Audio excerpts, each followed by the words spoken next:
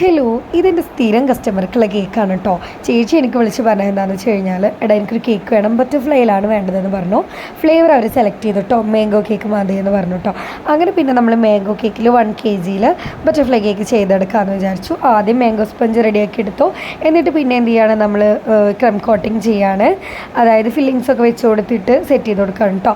മാംഗോൻ്റെ നമ്മളൊരു ഫില്ലിങ്ങും റെഡിയാക്കി എടുത്തിട്ടുണ്ട്. മിൽക്ക് മെയ്ഡും ഇത് രണ്ടുമാണ് ഫില്ലിംഗ് ആയിട്ട് കൊടുക്കുന്നത്. എന്നിട്ട് പിന്നെ ക്രം കോട്ടിങ് കഴിഞ്ഞ് ഫുൾ കോട്ടിങ് കഴിഞ്ഞിട്ട് എടുക്കുകയാണ് കേട്ടോ. അപ്പോൾ ഫുൾ കോട്ടിങ് നമ്മളൊരു പർപ്പിൾ കളറിലാണ് ചെയ്തിരിക്കുന്നത്. പർപ്പിളല്ല, പിങ്കല്ല, ഒരു പ്രത്യേക കളർ, രണ്ടിലും ബെറ്റർ കളർ അങ്ങനെ പറയാം. ആ 2 കളറിൽ നമ്മൾ ചെയ്തെടുത്തു. എന്നിട്ട് പിന്നെ നമ്മൾ ചെയ്തെടുക്കുകയാണ്. ഞാൻ ഓൾറെഡി ഇതിന് മുമ്പേ ബട്ടർഫ്ലൈ കേക്ക് വേറൊരു ഡിസൈനിൽ ചെയ്യുന്നതിൻ്റെ വീഡിയോ ചാനലിൽ അപ്ലോഡ് ചെയ്തിട്ടുണ്ട്. കാണാത്തവരുണ്ടെങ്കിൽ അതൊന്ന് പോയി ചെക്ക് ചെയ്ത് നോക്കുക കേട്ടോ. അങ്ങനെ നമ്മൾ എന്ത് ചെയ്യുകയാണ്, 2 കട്ട് ചെയ്തു. ഇത് കട്ട് ചെയ്യുമ്പോൾ പ്രത്യേകം ശ്രദ്ധിക്കേണ്ട കാര്യം എന്താണെന്ന് വെച്ച് കഴിഞ്ഞാൽ, രണ്ടും ഒരേ അളവായിരിക്കണം. രണ്ടും വേറെ വേറെ അളവായി കഴിഞ്ഞാൽ ഉണ്ടാകുന്ന പ്രശ്നം എന്താണെന്ന് വെച്ച് കഴിഞ്ഞാൽ, ഒരു ചിറക് വലുതും ഒരു ചിറക് ചെറുതും ആവും കേട്ടോ. അപ്പോൾ ഭയങ്കര ബോറായിരിക്കും. പിന്നെ അത് കട്ട് ചെയ്തിട്ട് എടുക്കേണ്ടി വരും. അപ്പോൾ വെയിറ്റ് കുറയും, അങ്ങനത്തെ ഇഷ്യൂസൊക്കെ ഉണ്ടാകും. അപ്പോൾ അതുകൊണ്ട് തന്നെ ഫസ്റ്റ് കട്ട് ചെയ്യുമ്പോൾ നല്ലോണം ശ്രദ്ധിച്ചിട്ട് വേണം കട്ട് ചെയ്യാനായിട്ട് കേട്ടോ. അങ്ങനെ നമ്മൾ ചെയ്തതിന് ശേഷം പിന്നെ ചെയ്യേണ്ട നെക്സ്റ്റ് സ്റ്റെപ്പ് എന്താണെന്ന് വെച്ച് കഴിഞ്ഞാൽ, 2 സൈഡിൽ നിന്നും ഓരോ ചെറിയ പീസസ് ആക്കിയിട്ട് കട്ട് ചെയ്തെടുക്കുക. എങ്ങനെയാണെന്ന് വെച്ച് കഴിഞ്ഞാൽ, നമുക്ക് കറക്റ്റ് ആ ഒരു ഷേപ്പ് ഉണ്ടല്ലോ, ബട്ടർഫ്ലൈയുടെ 2 ചിറകിൻ്റെ സൈഡിലും ഒരു ഷേപ്പ് ഉണ്ടാവും. ആ ഒരു ഷേപ്പ് കിട്ടാനായിട്ടാണ് നമ്മളങ്ങനെ ചെയ്യുന്നത് കേട്ടോ. ഇനി നെക്സ്റ്റ് സ്റ്റെപ്പ് എന്താണെന്ന് വെച്ച് കഴിഞ്ഞാൽ, നമ്മുടെ ഈ ഒരു സൈഡ് ഭാഗത്തൊക്കെ നമുക്ക് ഷെൽ നോസിൽ വെച്ചിട്ട് ഡിസൈൻ ചെയ്ത് കൊടുക്കണം. അപ്പോൾ നമ്മൾ ഷെൽ നോസിൽ വെച്ചിട്ടാണ് ആ ഒരു ഡിസൈൻ കൊടുത്തേക്കുന്നത്. അങ്ങനെ അത് കഴിഞ്ഞു. അത് കഴിഞ്ഞതിന് ശേഷം പിന്നെ ഗനാഷ് എടുത്തിട്ട് നമ്മളൊരു ഡിസൈൻ കൊടുക്കുകയാണ്.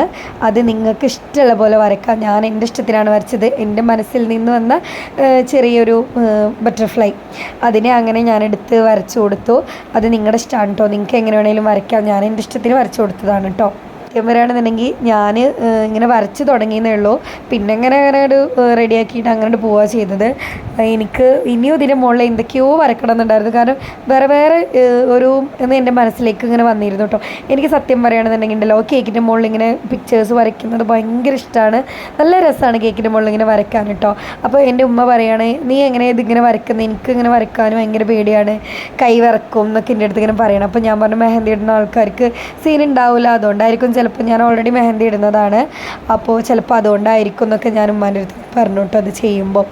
അങ്ങനെ പിന്നെ നമ്മൾ എന്ത് ചെയ്തു, അങ്ങനെ ഫുള്ള് കംപ്ലീറ്റ് വരക്കൽ കഴിഞ്ഞതിന് ശേഷം ഒരു പൈപ്പിംഗ് ബാഗിൽ വൈറ്റ് വിപ്പിംഗ് ക്രീം, അതായത് ഒരു കളറും ആഡ് ചെയ്യാത്ത വിപ്പിംഗ് ക്രീം ഇതേപോലെ ഡോട്ട് വെച്ച് കൊടുത്തു കേട്ടോ.